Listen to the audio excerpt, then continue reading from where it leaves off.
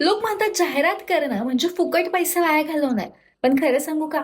ती पैसे वाया नाहीये, तर पैसे मल्टिप्लाय करायची मशीन आहे.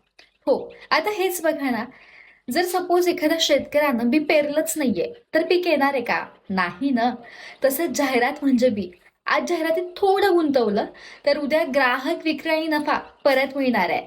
म्हणूनच जाहिरात ही इन्व्हेस्टमेंट आहे, एक्सपेन्सेस नाहीये. थोडक्यात आजची जाहिरात म्हणजेच उद्याचा नफा. आता तरी तुम्ही म्हणाल, की सोशल मीडियावर जाहिरात का करावी?